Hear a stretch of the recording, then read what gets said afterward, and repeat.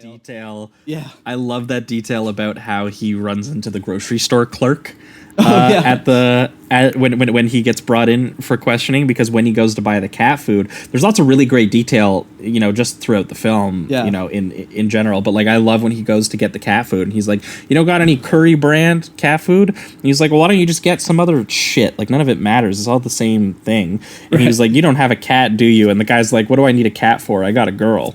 He's got a cat. He's got a girl. I love that line. Yeah. That's the difference between us. Yeah. And that, I love that, he talks to the community and the people on the periphery, and sometimes he just has a good time. There's a great scene closer to the end where he gets hit by a car and he ends up in the hospital. And I love the fake out where it cuts to a shot of a dude in a full body cast, and you're like, holy fuck, did he get like really fucked up? And then it just turns out he's in the bed across from him. But then he goes over. Oh my God.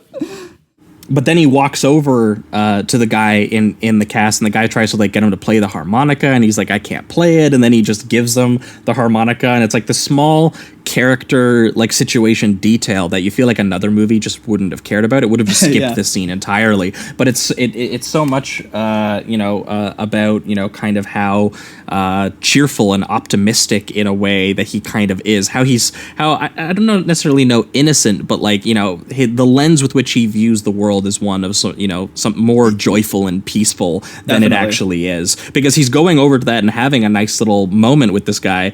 What the fuck happened to this guy? He's in a full body cast. Yeah, and also what even Gold or Marlowe has seen already, because by this point he's seen like the Miss Wade has been abused by her husband. He's seen the I believe this is at the point where you see the death of Roger.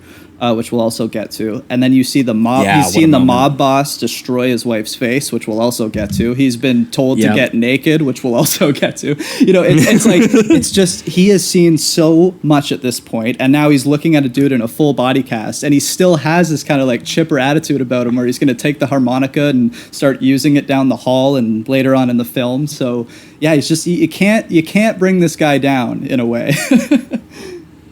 Yeah, it's very, it creates a sense of warmth through the character that doesn't necessarily exist in his surroundings, and that contradiction, I think, is kind of the heart of the film, and it works so well. But that brings me back to, I love, for example, he has a nice conversation with that grocery store clerk, and then the detectives come by to visit him at his apartment. There's a lot of really great detail. I love some of just the casual, like wordplay in it too, and like some of the the conversations where they have, where they, he's just looking for his cat, and they're like, forget about the cat, and they bring him inside, and they're like, sit down, Marlowe, and he's like, I'd rather stand. Then the one guy forces him to sit down. He's like, I'm pretty good with sitting though too. Like, that's fine.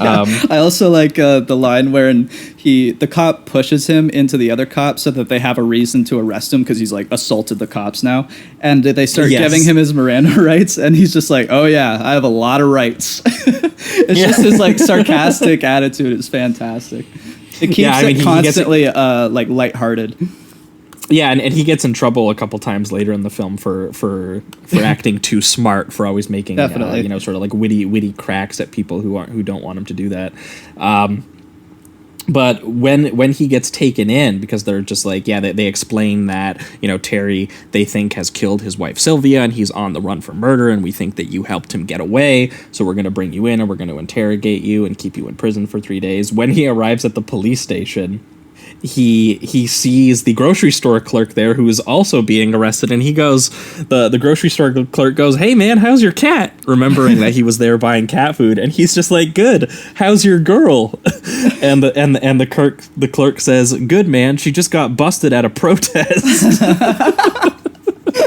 Which is definitely, again, more of a unique sort of 70s situation that a 50s noir character would find themselves in. Yeah, they definitely portray the cops as like just another gangster, basically. Just like a different version of the mafia that he deals with later on.